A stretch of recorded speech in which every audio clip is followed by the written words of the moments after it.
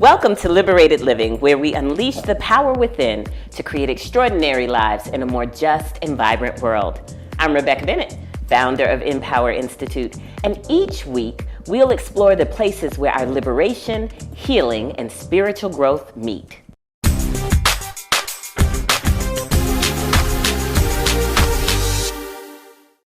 Welcome, everybody. Today, our focus is on loving ourselves. And so it's a great opportunity for us to really reflect deeply on love, not the kind of romantic love that's often celebrated or lamented during this time of year, but really these sort of deeper aspects of love. And in this case, I want to locate the most important aspect of love as being self-love. Now, when I was 17, which is nearly 30 years ago, I'm hoping you all won't believe it and go, ooh, she looking good. Well, nearly 30 years ago, I cut all of my hair off. All right, y'all, I didn't do this because of Black Panther. I've had this low cut since before the movie came out. So I cut off my hair because I wanted to let the world know that I was beautiful. I was beautiful in my blackness. I was beautiful in my boldness. I was beautiful in my brilliance. I was beautiful in my baldness, right? I was claiming all of these things at the age of 17. You see, and the reason I did this is because as a child, I wanted to be white.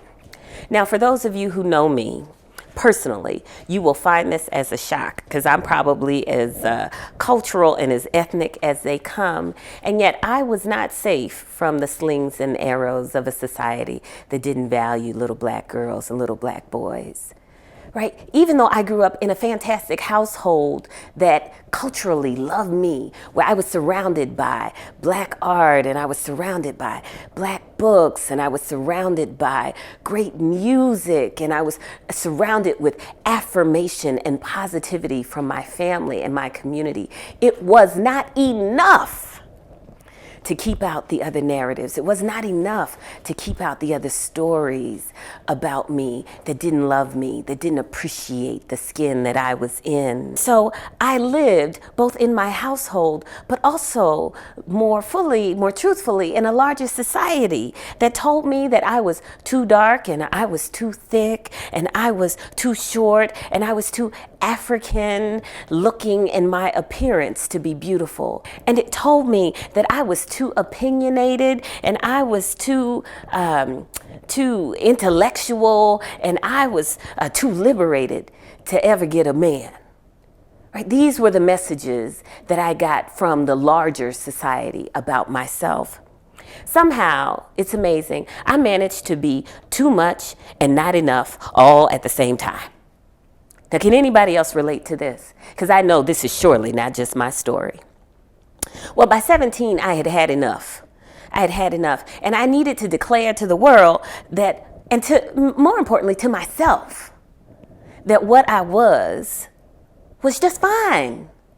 Was just fine. Being me was just fine. Now, I wish that undoing the negative mental legacies of slavery were as simple as cutting off our hair. You and I both know that this is a work in progress, that it takes a lifetime of commitment to love ourselves deeply, to cut through the confusion and the conditioning that often has us in spaces of great pain on a daily basis.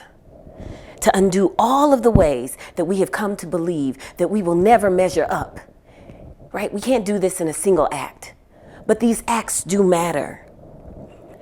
My sense of self got twisted at a young age, and it wasn't my fault. It wasn't my fault. It's not your fault. All members of targeted groups, and at this point, that's virtually most humans across this planet, are targeted in some way. All members of targeted groups are taught by the ruling powers that they are less than. Like, this is the nature of oppression. How oppression works is that it pushes those of us it targets to the margins. This is how it works. It elevates the controlling powers' worldviews, standards, stories, beliefs as supreme, and it relegates everything else and everyone else as less than. This is how it works. Like, we have to be familiar with the dynamics that we are encountering, with the dynamics that are sitting on us and in us. And if we want to survive, if we want to earn a living, if we want to not be brutalized, then what we find is that we have to conform to the ruling power's norms, which often means that we have to stop loving ourselves. This is the trap. It is a trap, and we cannot win as long as we are caught in it. Because oppression does not appreciate, it subjugates. Oppression does not respect, it inspects. It offers a false narrative of those of us it targets as unworthy, as unable, as unwanted, as unclean, as unholy. This is what oppression does. And we are bullied. We are bullied through cultural, emotional, and physical violence into believing this foolishness. We are bullied. This is how we get confused about our innate beauty, about our worth, about our value. As I said before, it is not our fault. Hear me, it's not our fault. But as you've heard me say in the past, it is our work. It is our work to heal, to find our way back to ourselves, to greet ourselves with a warm embrace, to extend loving kindness to ourselves at the deepest levels of our being, to greet ourselves with loving kindness in a world that needs us but rejects us. This is it. Among the most important things that we can do in this life, then, are to love ourselves, because it's critical to our health and well-being. If you have to take any vitamins, good people, take the self-love vitamin. Please, please, because it fortifies you against all the BS that is coming our way, right? To everything. It affirms our right to be. It can help keep us safe, right? It can help keep us safe. The more we love ourselves, the less likely we are to fall for the foolishness. The less likely we are to collude and to conspire with forces of oppression, right? The more we love ourselves. Simply put, self-love is power.